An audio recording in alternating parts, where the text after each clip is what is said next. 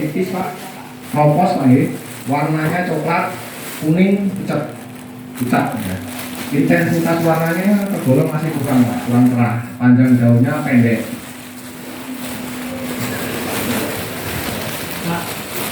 Contohnya kayak gini Pak. Nah ini. Penasaran tuh Be. Seperti ini Pak contohnya nih, daun P. Ya seperti ini. Ciri-cirinya kayak gitu Pak. Masih pendek, tipis, kropos. Seperti ini. Masih ada bau tanahnya Pak, karena ini daunnya di bawah, biasanya nempel agak di paling dekat dengan tanah. Koseran. Seperti ini Pak ya. Contohnya. Dan selanjutnya Pak ada grade grade X Pak. Nah ini atasnya grade B. Ciri-cirinya seperti apa? Ketebalannya masih tipis Pak, tergolong masih tipis juga. Warnanya Pak coklat, coklat kemerahan. Untuk elastisitas daunnya Pak, ini cukup ya, sudah hampir cukup elastis. Panjang daun sedang sampai panjang Pak. Contohnya Pak seperti ini.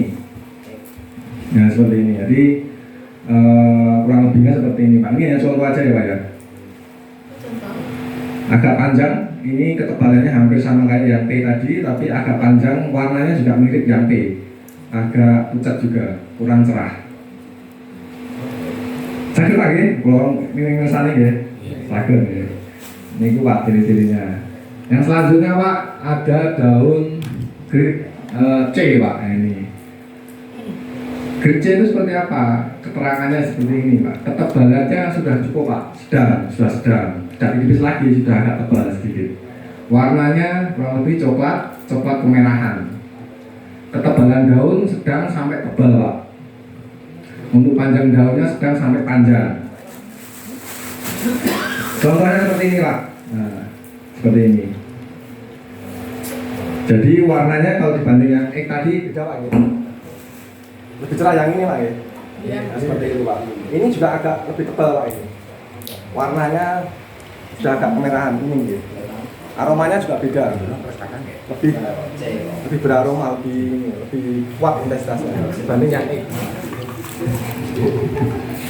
Selanjutnya Pak, untuk yang tergolong grade yang B Pak. Nah, seperti ini. Ini Pak paling tebal. Nanti ketebalannya cukup Pak, cukup tebal. Untuk warna cukup ya, coklat kemerahan. Untuk kekuatan intensitas warnanya sangat cerah ya, kuat gitu. Intensitas aroma juga cukup Pak. Seperti ini Pak contohnya gitu. Lebih merah, lebih panjang dibanding yang C tadi. Lebih tebal Pak dibanding yang C juga. Panjangnya Pak di atas 25 cm. Kurang lebih seperti ini. Ini tergolong daun grade B Pak gitu. Selanjutnya Pak,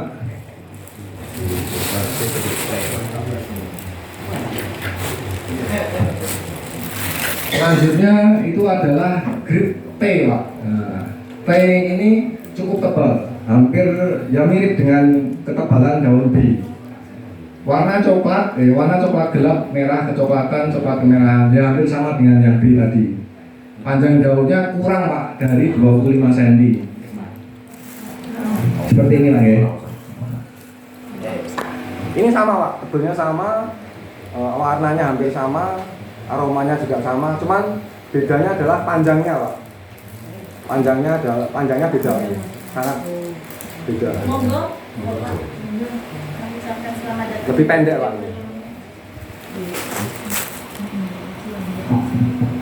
Monggo lanjut.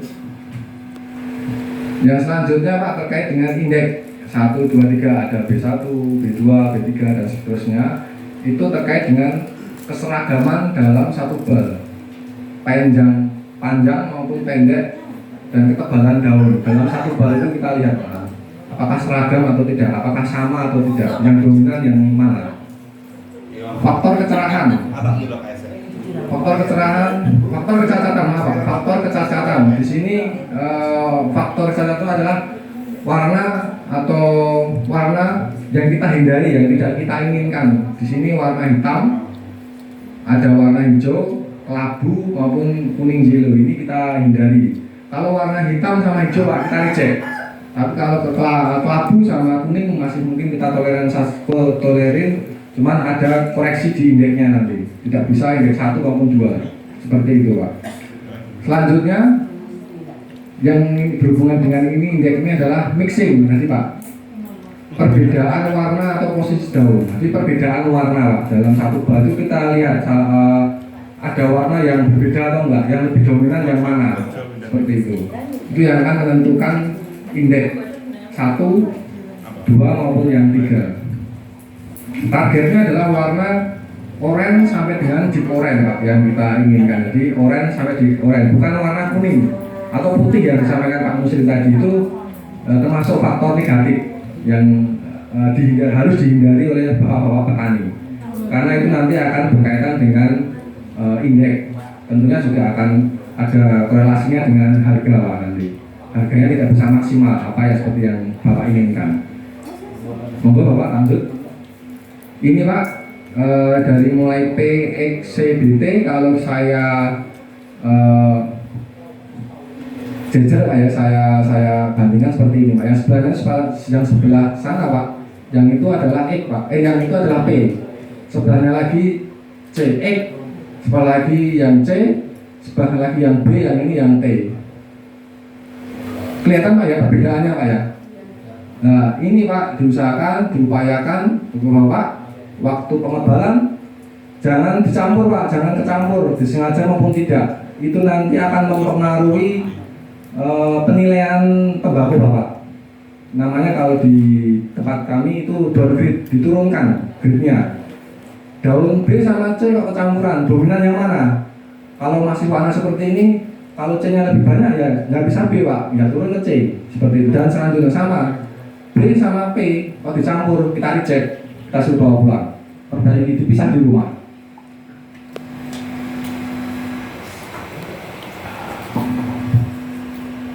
Selanjutnya, Pak, ini jenis reject, Pak. Jadi reject itu ada yang permanen maupun yang perbaikan. Yang permanen ini, Pak, tidak bisa kita beli. Jadi harus dikembalikan ke petani. Ini biasanya makanya dari tadi sampaikan Pak Musirin menggunakan racun dari rekomendasi dari gudang. CPA rekomendasi, Pak. Jadi harus menggunakan racun rekomendasi dari gudang. Yang selanjutnya adalah tembakau non project. Jadi yang tembakau yang bukan, yang tidak ikut project, Pak, ya tidak bisa kita beli, tidak bisa kita akomodir. Selanjutnya nomor 3, Pak, yang reject permanen yang tidak kita beli adalah perlu ini Pak, ya, diingat-ingat ini suli, Pak, suli, wiwilan atau sogren namanya di sini. Itu kita nggak beli, Pak, kita reject. Jadi kalau bapak-bapak ada sulinya diupayakan jangan, Pak, jangan dipelihara, Pak. Dan kalau daun utamanya sudah habis, segera dicabut aja batangnya, karena Pak, nanti kalau suli itu tetap bapak pelihara, kami insya Allah jamin tidak akan membeli, Pak, tahun ini. Dan selanjutnya tembakau tahun kemarin seperti ini, Pak. Nanti tembakau tahun 2024, Pak, tidak bisa kita beli di tahun 2025. Makanya tadi Pak Musirin menjelaskan kapan terakhir tanam, ada deadline-nya, Pak, ada jadwalnya, kapan terakhir tanam, kapan terakhir unggal, kapan terakhir panen, Pak Musirin ya. Itu selalu mengingatkan dari mulai kapan terakhir tanam, unggal, kapan terakhir panen. Harapannya semua tembakau daun utama Bapak yang ikut proyek bisa kita serap semua. Jangan sampai ada tembakau yang tidak kita beli, atau tembakau tahun kemarin yang tidak bisa terserap. Jadi kita pun juga ada, walaupun memang semua harus kita serap, tapi juga kita punya aturan, punya batasan kapan terakhir kita melakukan pembelian terakhir, Pak. Jadi ada jadwalnya. Jadi tidak serta-merta kita menutup gudang, meninggalkan tembakau Bapak tidak terbeli. Makanya tadi Pak Musirin sudah mengingatkan berkali-kali, itu mohon dipahami juga, dimengerti, terutama kapan terakhir panen, agar tembakunya bisa terserap, Pak. Karena kalau itu tidak kita bikin jadwal, kita bikin deadline, nanti sampai Januari pun ya tetap ada tembakau seperti itu, Pak. Selanjutnya, Pak, itu adalah perbaikan, Pak, ya. Reject perbaikan itu kita kembalikan ke petani untuk dilakukan perbaikan di rumah dan kesempatan berikutnya lagi kalau ada pembelian bisa diikutkan atau dilakukan pembelian kirim ke gudang lagi seperti NTRM, reject basah Pak ya, mungkin ada beberapa di sini tembakonya yang basah di gudang kita kembalikan Pak untuk dikeringkan dulu Pak di rumah. Jamur sama juga Pak harus dikeringkan. Jadi jamurnya harus kering. Kalau masih panas, masih hangat, masih hidup katakanlah itu harus diperbaiki dulu. Dan mixing tadi Pak, nyampur mix ngebal. Waktu ngebal harus diperhatikan Pak, jangan sampai tercampur. Kalau mix ini kita kembalikan untuk dipisah seperti itu Pak. Monggo lanjut Pak. Ini salah satu contoh Pak, ya. Contoh tembakau reject basah seperti ini Pak. Dikeringkan lagi Pak. Dibawa pulang dulu, diperbaiki di rumah, dikeringkan. Sampai kadar airnya kurang lebih di 14%. Nanti mungkin bisa di bawah 14% Pak. Selanjutnya